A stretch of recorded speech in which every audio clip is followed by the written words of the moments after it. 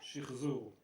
רוסר, ימח, שכפץ, קפלד, רסר, דגמח, אבח, גשח, חפק, פקל, טומט, תותח, חנם, חמל, קמבץ, מגד, מתק, קטק ותאגד, מרנת, מחת, מסול, בחש, זרחן, נפיץ, נוטה וחש, פגז, רימון, מוקש, מצרר, מ"פ, מקם, אגם, טולר, מ"ק, מטען חלול, שלל, זחלם, נקל, נתקל, חלל, חצי כבד ו-RPG, קודקוד, עבור, לפני קטנה, טפטוף, ציפור, דוד יונה, על השחור עוד פרח, רות, דבור, סטיל, מטוס, ירות, דמור, עלי ובחמדון, צידון וצור, אגם קראון, נגמש קרוע, בניין ערוף,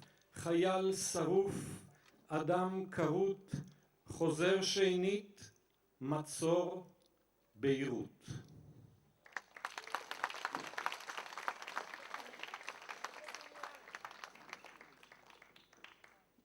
פפון, רק פפון. עכשיו כשאני חושב על זה, זה אולי גם לא עברית. פפון. השיר מוקדש לרינה של יאג'ה וארווין, ולשרה מסרטה של ג'סמילה זבניץ' גרבביצ'ה 2006. פפון, רק פפון. רק פפון, לאכול רק פפון, שום דבר אחר, בין בוביות החרסינה ומרסס מי קולון בחצי חדר, מתוק ורחוק כל כך מאיתנו, מעבר לקיר, העולם הקסום, המשקר של יאג'ה פרושפניה, 7-8 שנים אחרי. מוכנה רק פפון, הילדה לא אוכלת כלום, אולי רבע מלפפון. ילדים רינה, זה דבר שהצלעות שלך נשברות מזעקה. יש אוכל רינה, לא רק פפון ופפון. מהיד של אמא שלך רינה זולגות דמעות כחולות כמו המספר. אבל את כמעט עוד תינוקת בלול בחצי חדר מושכר, מוכנה רק פפון. את לא מבינה כלום רינה, כלום. את רוצה רק פפון.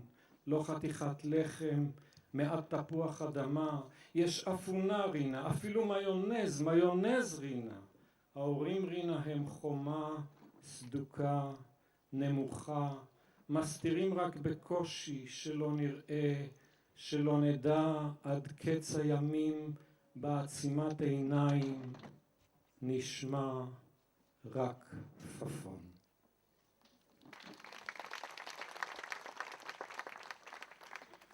כשהסערה הזאת, לא מתכוון לזאת, כשהסערה הזאת תחלוף.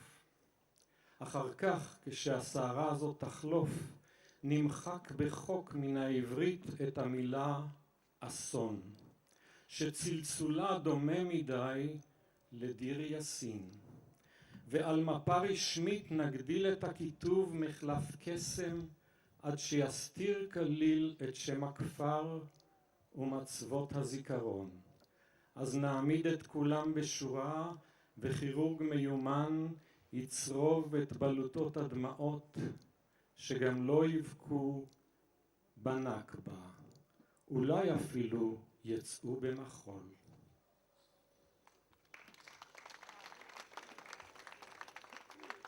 אמי זיכרונה.